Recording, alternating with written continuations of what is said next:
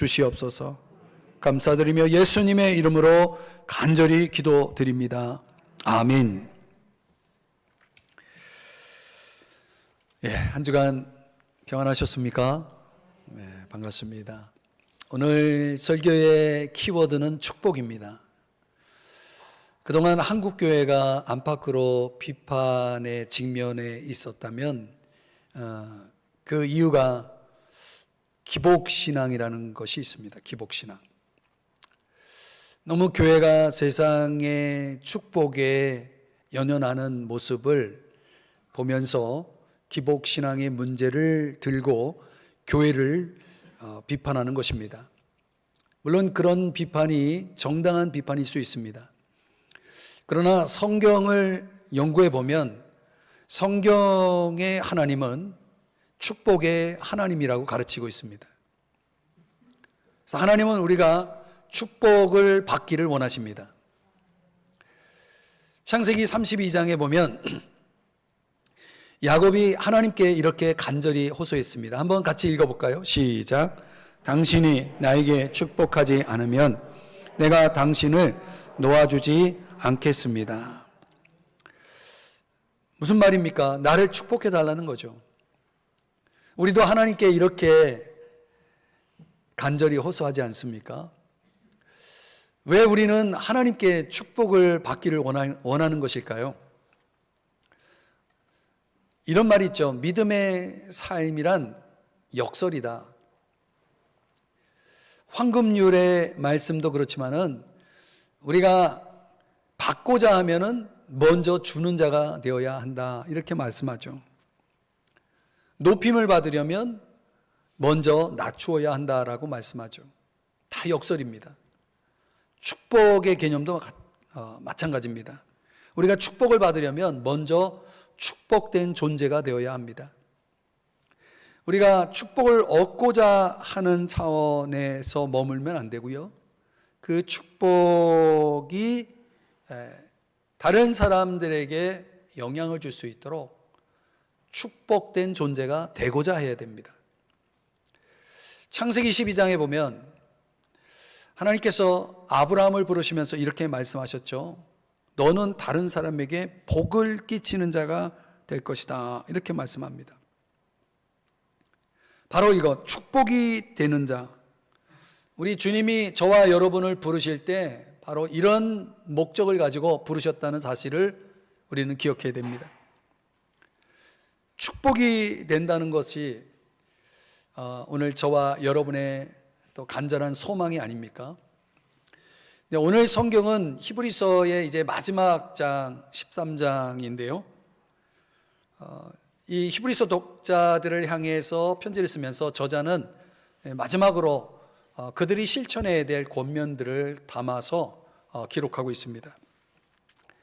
당시 히브리서 독자들이 겪고 있었던 상황을 잠깐 설명드리면 그리스도 안에서 진실하게 살아가는 그들이 많은 것을 잃을 것이다. 친구를 잃고 물질을 잃고 여러 가지 좋은 종교적인 유산들을 잃어버릴 것이라고 하는 그 원수들의 유혹을 받고 있었던 것이죠. 이 저자는 그 독자들을 향해서 우리 신앙인들이 진실하게 살아감으로 인해서 잃어버리는 것만 있는 것이 아니라 우리가 하나님으로부터 받는 것이 있다는 사실을 주목할 것을 이야기합니다. 그게 바로 축복입니다. 하나님이 우리에게 주시는 축복이 있다는 것을 주목해 보라고 권면하는 것입니다. 자, 저는 오늘 이 시간 여러분들이 하나님께서 여러분을 부르시면서 축복이 되고자 또 축복된 인생을 살고자 할 때에 우리에게 주시는 축복들, 또 우리가 소유해야 될 축복이 있다는 사실을 오늘 이 본문에서 함께 묵상하면서 은혜를 받고자 합니다.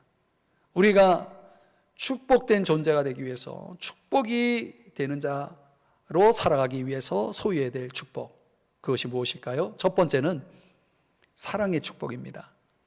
오늘 본문 1절의 말씀에 보면 형제 사랑하기를 계속하고 이렇게 말합니다. 계속한다라고 하는 의미는 기대를 가지고 참는다, 이런 뜻이 있습니다. 사랑에 대한 기대가 있는 거죠. 형제의 사랑을 그렇게 해야 된다는 것입니다. 왜 형제 사랑을 계속해야 한다고 말씀합니까?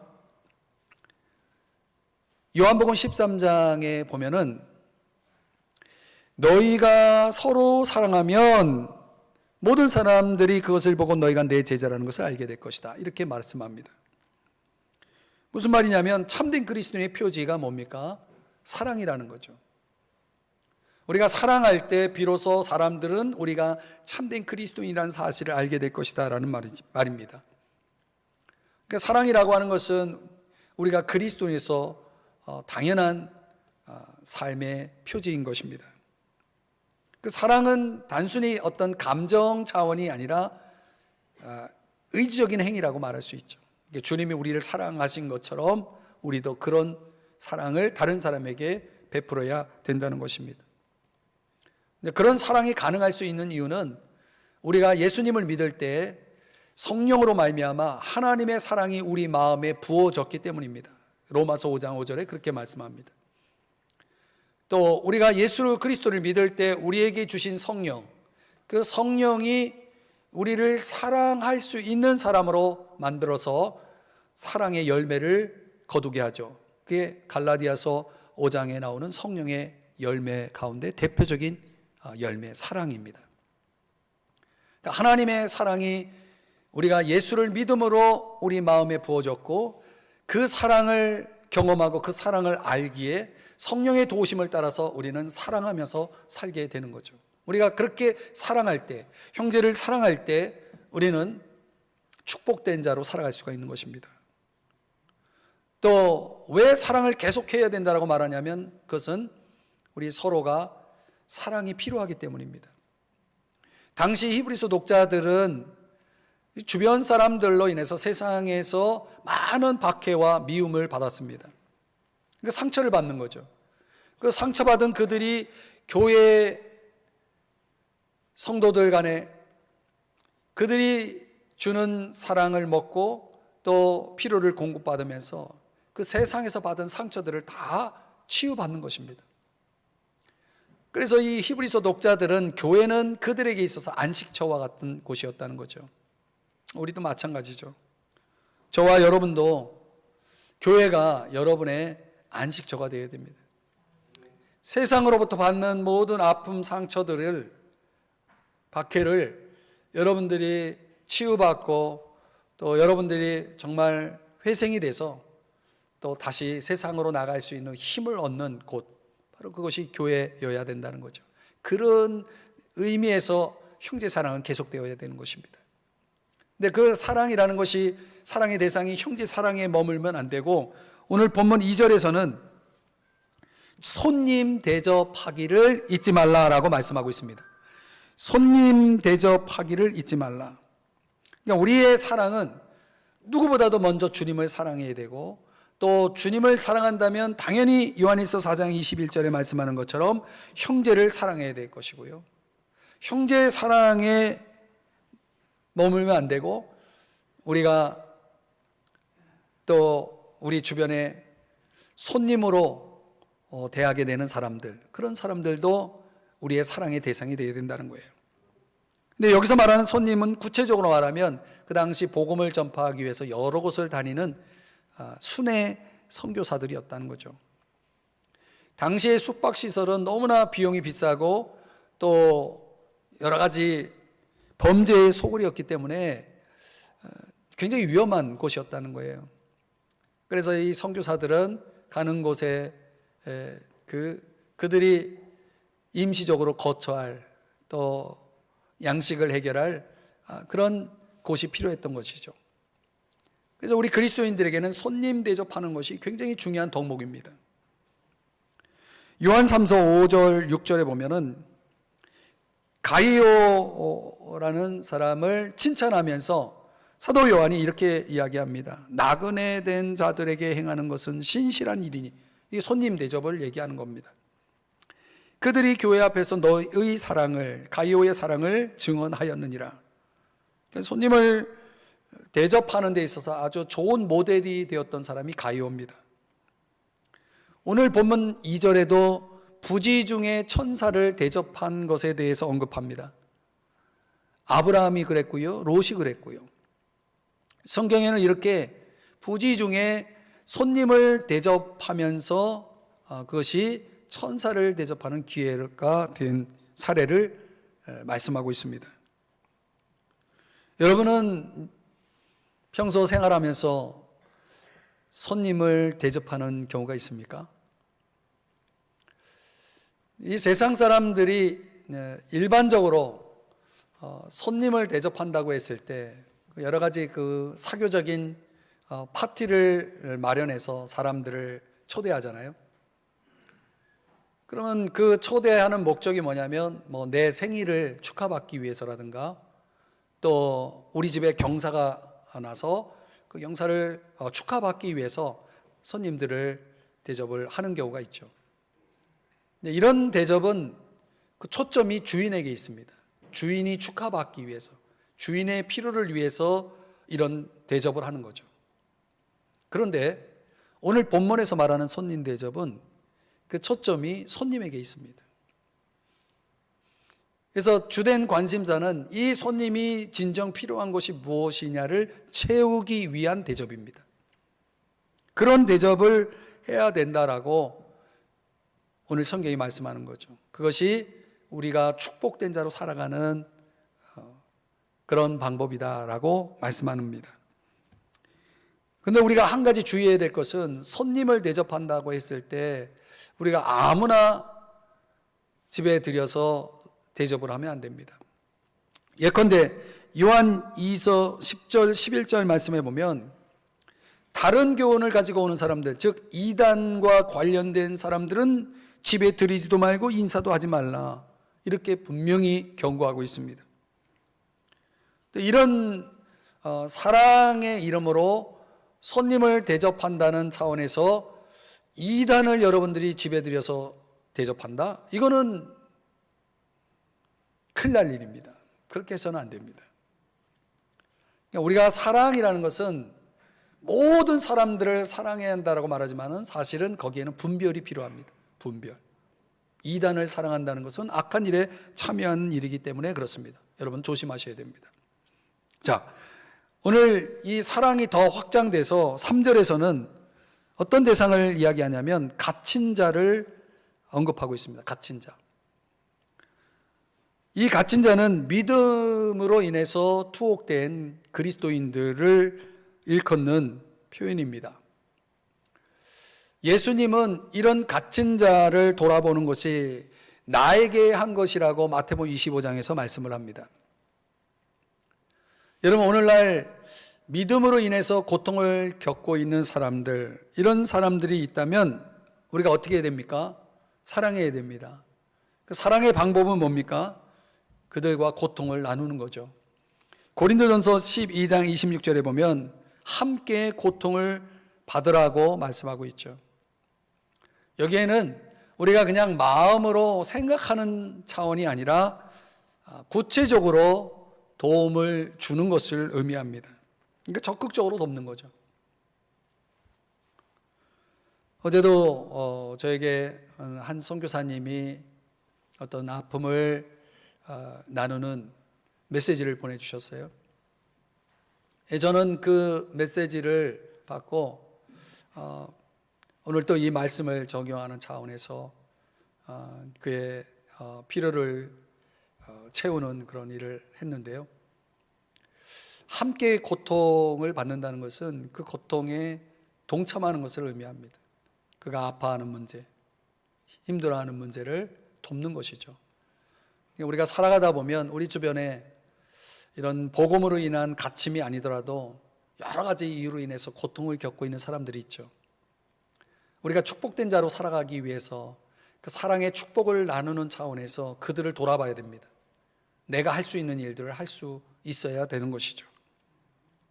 그 사랑이 좀 더 확장되면은 오늘 성경에서 강조하고 있는 사랑의 축복, 우리가 축복된 자로 살아가기 위해서 사랑을 나누어야 될 대상이 바로 가정입니다. 가정. 4절 말씀을 한번 보시면요, 모든 사람은 결혼을 귀히 여기고 이렇게 말씀합니다. 이 결혼에 있어서 성실성을 지켜야 할 것을 강조하는 것인데요, 우리가 사는 이 시대는 결혼을 너무나 가볍게 여기는 문화가 조성되어 있습니다. 특별히 젊은 세대들이 이런 위험에 노출되어 있죠. 저는 문화적인 영향이라고 보는데요, 하나님께서 반드시 이 부분에 있어서 부도덕한 일에 대한 심판을 하실 것을 경고하는 내용이 오늘 4절의 말씀이죠. 좀 더 이것을 확대해서 적용하면, 여러분, 우리가 축복된 자로 살아가기 위해서는 무엇보다도 가정을 사랑해야 됩니다. 가정을 사랑해야 됩니다. 가정을 사랑한다는 것은 배우자만 해당되는 것이 아니라 부모와 또 자식, 자녀, 모든 것이 다 해당이 됩니다. 이 가정에서 우리가 가족을 대할 때 정말 귀하게 여겨야 됩니다. 가족이라 해서 그 가족을 소홀히 여기는 것은 하나님이 원치 않습니다. 가족을 귀하게 여기는 것이 사랑이라면 어떻게 귀하게 여길 수 있습니까? 몇 가지 팁을 드리면, 가족을 귀하게 여긴다면 여러분, 가족을 위해 기도하셔야 됩니다. 근데 이것이 너무나 마땅하고 당연하지만 살면서 기도하지 않는 사람도 의외로 많습니다. 가족을 위해서 기도하셔야 됩니다. 또 가족 간에 친밀한 접촉이 있어야 됩니다. 그 접촉의 방법으로 하나가 허깅입니다. 서로 허깅을 통해서, 그 접촉을 통해서 내가 소중하다는 것을 느낄 수 있다는 거죠. 서로가 귀하다는 것을 표현하는 방식이 이런 방식이 있다는 것입니다. 또 여러분의 가족을 귀하게 여기는 방법 중에 하나가 가치를 부여하는 것입니다. 상대가 그 가족이 정말 귀하다라는 것을 느끼게 해줘야 되는 겁니다. 어떻게 해요? 칭찬을 통해서. 여러분은 여러분의 가족을 칭찬하십니까? 이게 의외로 안 되는 사람 많아요. 예, 인색하죠. 가족을 향해서는 칭찬이 너무나 인색한 거죠. 매일 가족을 칭찬해야 됩니다. 그게 가족을 소중히 여기는 방법 중에 하나입니다. 더 좋은 미래를 암시하면서 격려하는 것도 가족을 소중히 여기는, 귀하게 여기는 사랑의 방법입니다. 여러분들은 가족을 바라보면서 여러분의 눈에 들지 않고 여러분의 마음에 차지 않는 그런 가족이 있을 수 있습니다. 그러나 우리가 그런 가족을 귀하게 여기고 사랑한다면 그들을 향해서 더 좋은 미래를 위해서 격려해 줘야 됩니다. 더 잘할 수 있다라고 말해 줘야 됩니다. 너는 앞으로 잘 될 것이라고 말해 줄 수 있어야 됩니다. 이런 미래에 대한 축복이 가족들로 하여금 그 소중함을 느끼게 만들 수 있고, 그래서 우리는 그런 사랑의 축복을 통해서 축복된 자로 살아갈 수가 있는 것입니다. 한 가지 팁을 더 말씀드리면, 가족의 필요를 실질적으로 도울 수 있어야 됩니다. 의외로 가족들의 필요를 잘 모르는 경우가 많습니다. 안다라고 생각하지만 그렇지 않습니다. 그러니까 필요를 구체적으로 도우려면 가족 간의 대화가 있어야 됩니다. 근데 많은 경우에 이 대화에서 실패하는 분들이 많습니다. 의외로.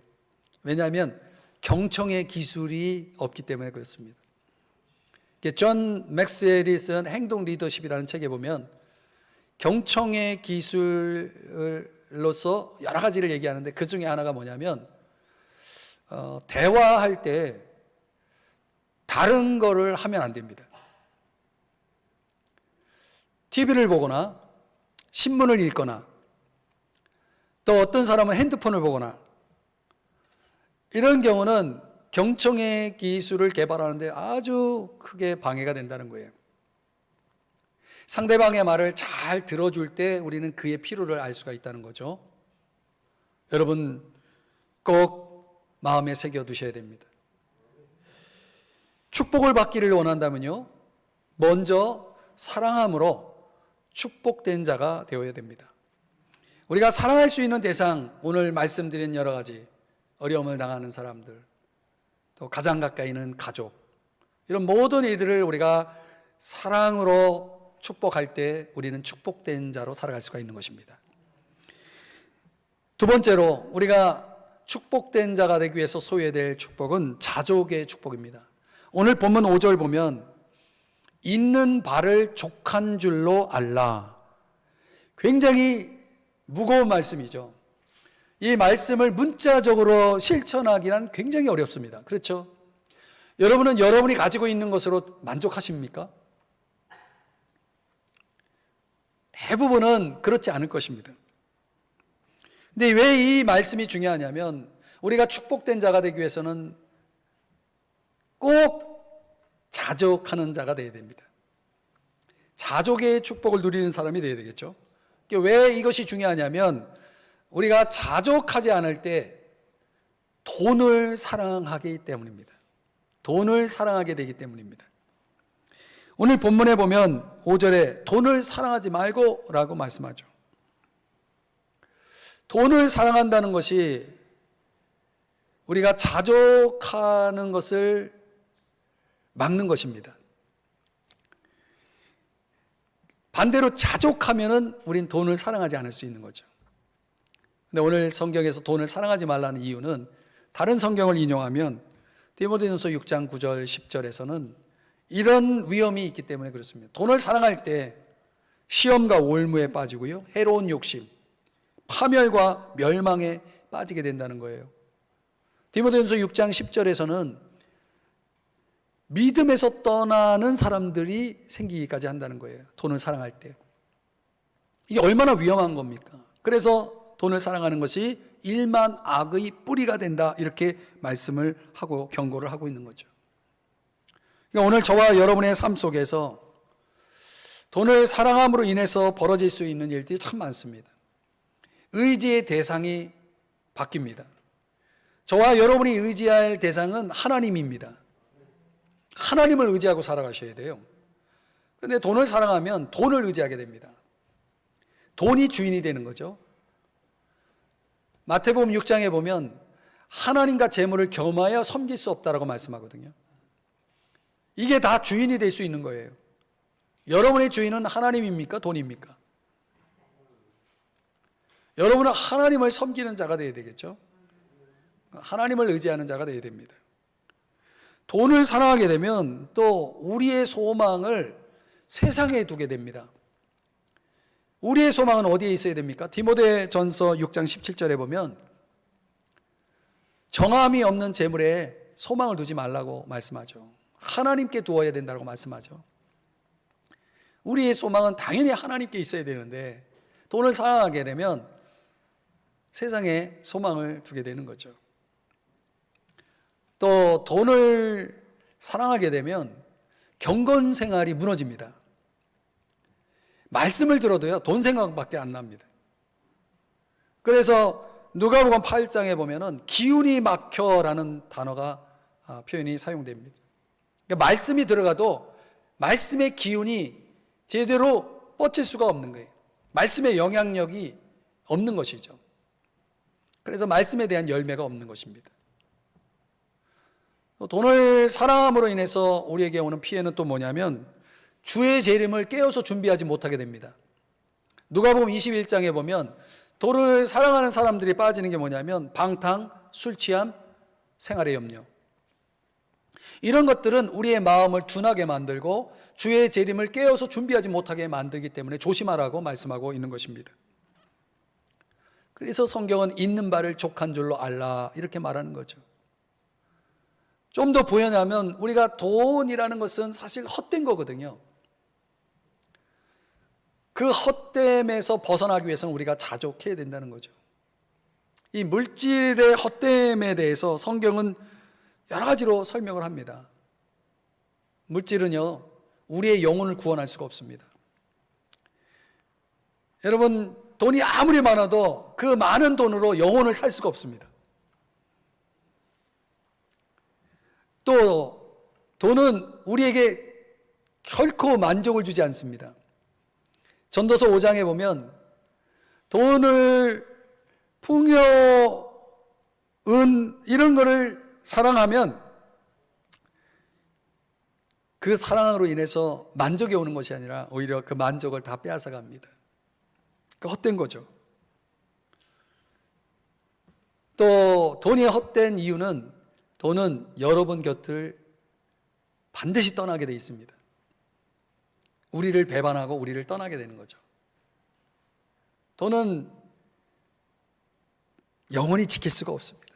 나에게서 떠나가는 거죠. 그런데 하나님은 이렇게 말씀하거든요. 히브리서 13장 오늘 본문 5절의 말씀을, 우리의 자막의 내용을 한번 같이 읽어볼까요? 시작. 그가 친히 말씀하시기를 내가 결코 너희를 버리지 아니하고 너희를 떠나지 아니하리라 하셨느니라. 하나님은 언제나 우리와 함께 하신다라고 말씀하고 있어요. 돈은 우리를 배반하고 버리고 떠나지만은 하나님은 그렇지 않다는 거예요. 함께 하신다는 거예요. 하나님이 함께 하신다는 의미가 뭡니까? 그런 차원에서 보면 우리가 필요로 하는 모든 것을 가질 수 있다는 의미가 됩니다. 빌립보서 4장 19절에 보면 나의 하나님이 영광 가운데 풍성한 대로 그리스도 안에서 나의 모든 쓸 것을 채우신다라는 말씀이 있거든요. 그분이 함께 한다는 것은 내 필요를 다 채워주신다는 의미가 있기 때문에 우리는 물질을 사랑하지 않고도 그것을 소유할 수 있는 그런 삶을 사는 거죠. 하나님이 모든 걸 주관하신다는 사실을 믿으십니까? 우리가 필요한 모든 것을 그분이 채워주신다는 것을 여러분 믿으셔야 됩니다. 전도서 5장에 보면 하나님이 재물과 부여를 그에게 주사 능히 누리게 하시며, 이게 진리예요. 하나님은 우리가 필요한 재물들을 주시고 누리게 하시는 분이에요. 그래서 성경은 이것이 선물이다, 하나님의 선물이다 이렇게 말씀하고 있는 거죠. 우리가 그러므로 이 물질에 대한 헛됨에서 벗어나는 유일한 길은 자족하는 것밖에 없습니다. 자족. 저와 여러분이 이 자족의 축복을 누리면서 축복된 자로 살아가기 위해서 여러분이 실천할 수 있는 좋은 팁을 말씀드리면, 우리가 어차피 가지고 있는 것 안에서 살아가지만 그것보다 훨씬 더 작은 소유로 살아가는 연습을 해야 됩니다. 우리가 가지고 있는 것들은 다 소비할 수 있는 것이 되죠. 있는 것을 다 소비하고 또 다른 소비를 위해서 또 채우고 이런 방식으로 살아가는 것은 지혜롭지 않습니다. 그러니까 작은 소유로 살아가는 연습을 해야 되고, 자족을 위해서 또 하나 할 것은 자꾸 나눔을 실천하는 것입니다. 나누는 거.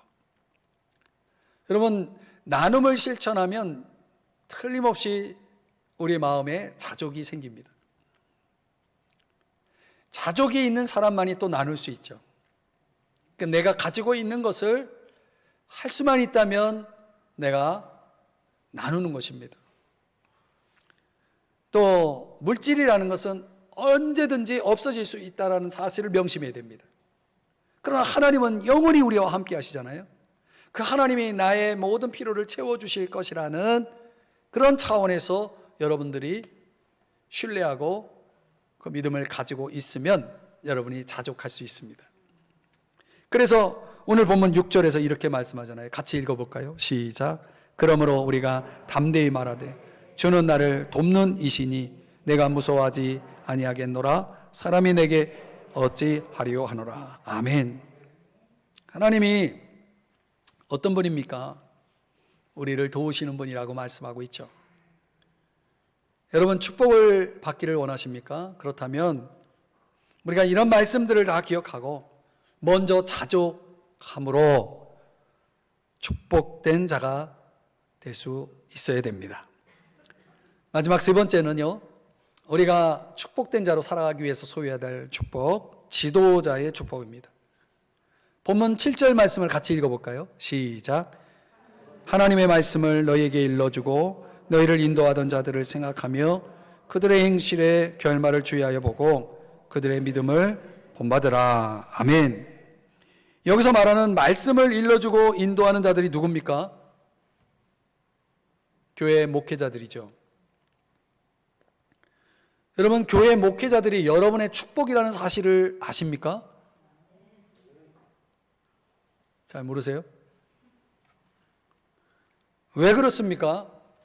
여러분, 이 교회 목회자들이 가장 중요하게 하는 역할이 뭐냐면 여러분에게 하나님의 말씀을 전달하는, 일러주는 역할을 하는 사람들입니다.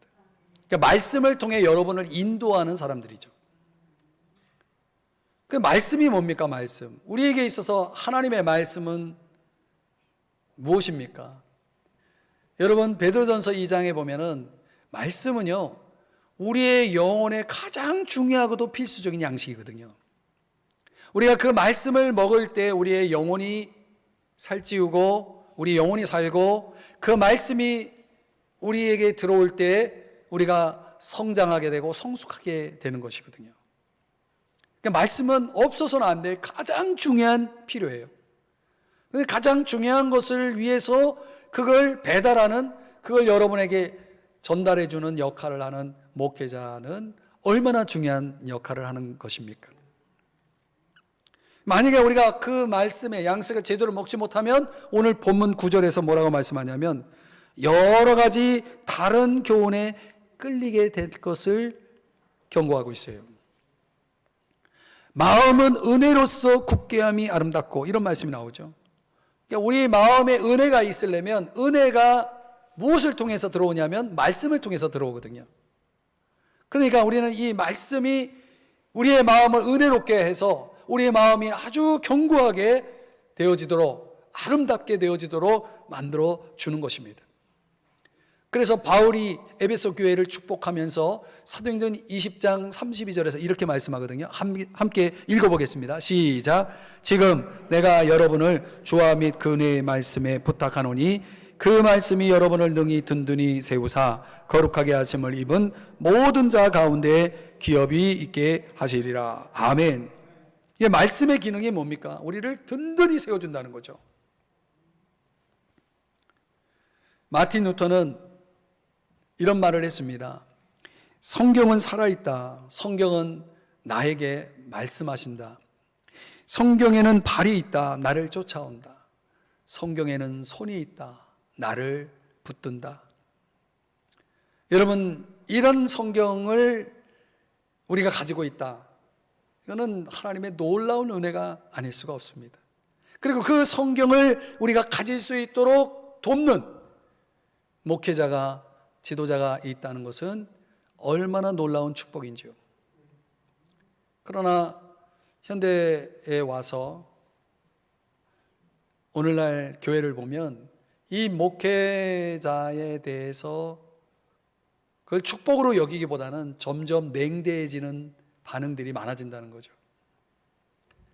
목회자들이 미칠 수 있는 영향력들이 점점 축소되고 있는 시대를 우리가 살고 있습니다. 안타깝지만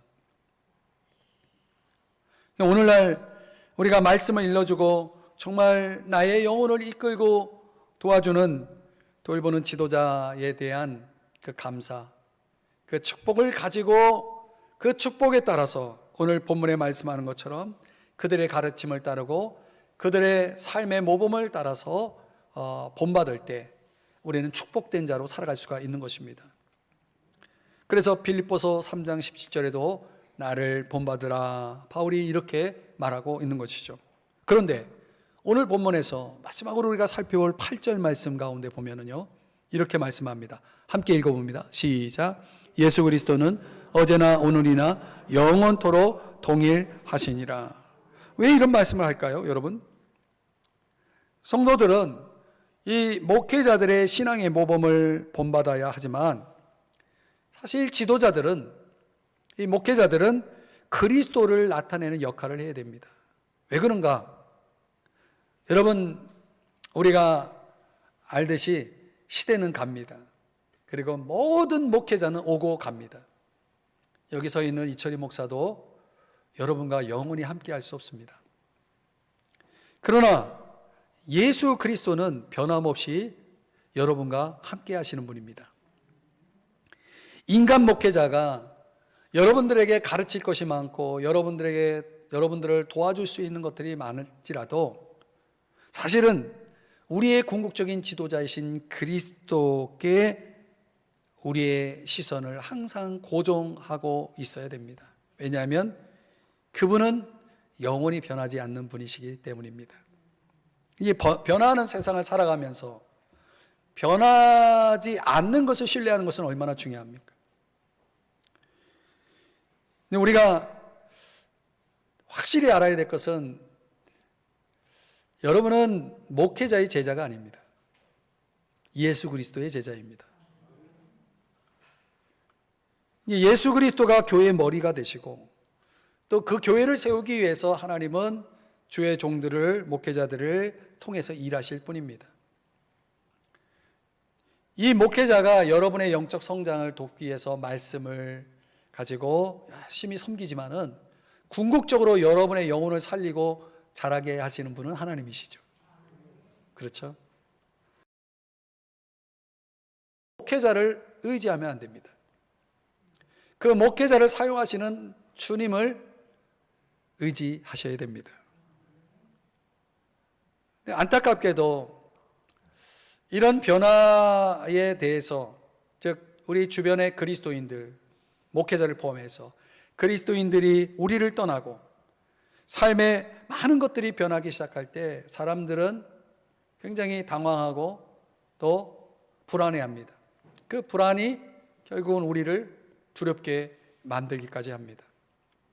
예수님께서 제자들에게 뭐라고 물으셨습니까? 한번 같이 읽어볼까요? 시작. 어찌하여 무서워하느냐? 믿음이 작은 자들아. 여러분 무서워합니까? 염려하고 계십니까? 믿음이 작은 거예요. 우리의 믿음의 대상은 주님입니다. 주님이 함께 하는데 왜 두려워하십니까? 무서워하십니까? 왜 염려하십니까? 우리의 의지가, 우리의 신뢰가 그분에게 있다면 우리는 결코 두려울 것이 없는 것입니다. 마태복음 28장 20절 말씀도 같이 읽어볼까요? 시작. 볼지어다 내가 세상 끝날까지 너희와 항상 함께 있으리라. 여러분 기억하세요. 어떤 목회자도 어느 누구도 이런 약속을 할 수 없습니다. 이 약속은 오직 영원하신 주님만이 할 수 있는 약속입니다. 축복을 받기를 원하십니까? 그렇다면 여러분에게 말씀을 통해 여러분의 섬기는 영적 지도자의 가르침을 잘 배우시고 그리고 그의 가르침과 또 삶의 모범을 따라서 본받아 살아가야 합니다.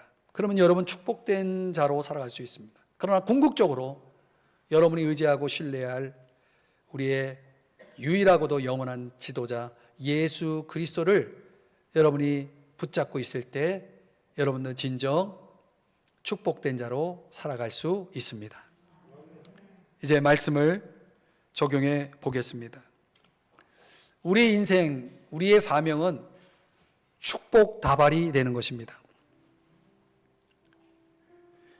이 게리 스몰리가 사용한 용어인데요. 축복 다발. 여러분이 누군가를 축복하기 위해서 축하의 꽃다발을 들고 가잖아요. 여러분의 인생이 어딜 가든지 누굴 만나든지 여러분은 축복다발을 가지고 만나고 또 그들을 축복으로 채워주는 그런 역할을 하셔야 됩니다. 이 게리 스몰리가 말하는 축복의 요소는 이런 거더라고요.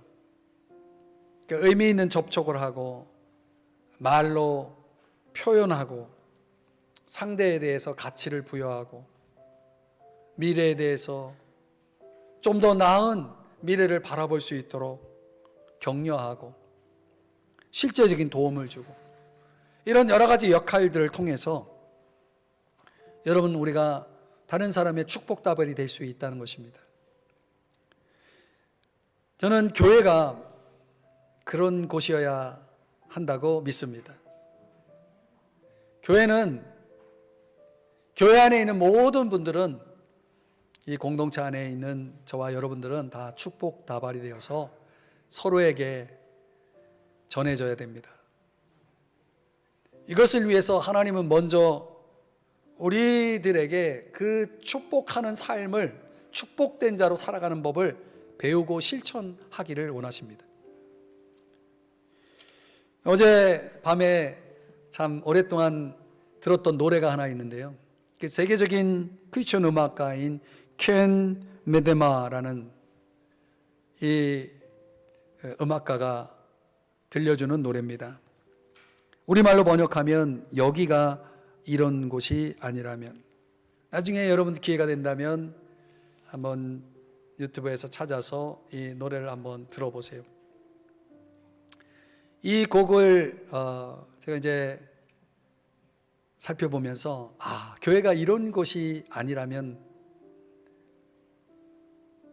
절대 안 되겠다 이런 생각을 하면서 거기에 이런 노랫말 가사가 있습니다. 만일 여기가 눈물이 이해되는 곳이 아니라면 나는 어디로 올라갈 수 있을까? 만일 여기가 내 영혼이 날개를 접을 수 있는 곳이 아니라면 나는 어디로 날아가야 할까?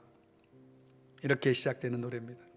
여기까지 들어보면 그 의미 하나하나가 정말 내가 울고 싶을 때 나의 눈물을 이해해 줄 수 있는 사람들이 있는 곳, 나를 받아줄 수 있는 곳, 나에게 축복의 격려를 해줄 수 있는 곳, 이런 곳이 바로 교회여야 한다라는 것이죠. 여러분은 교회에서 축복을 받았습니까? 우리 삼성중앙교회에서 축복을 받았습니까?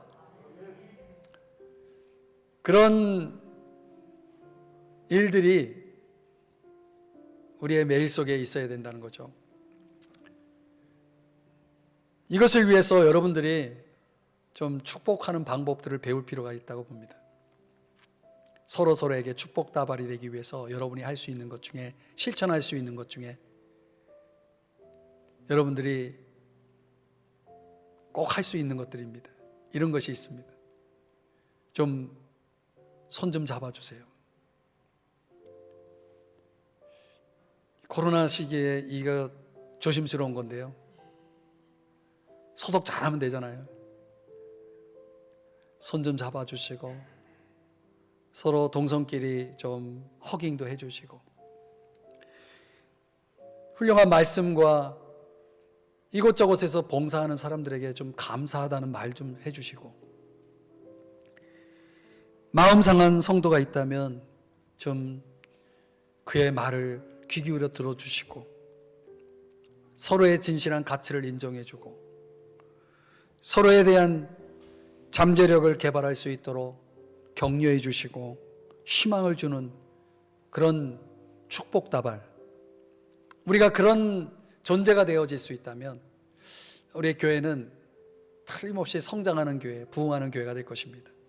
여러분의 인생 속에도 많은 축복이 있을 것입니다.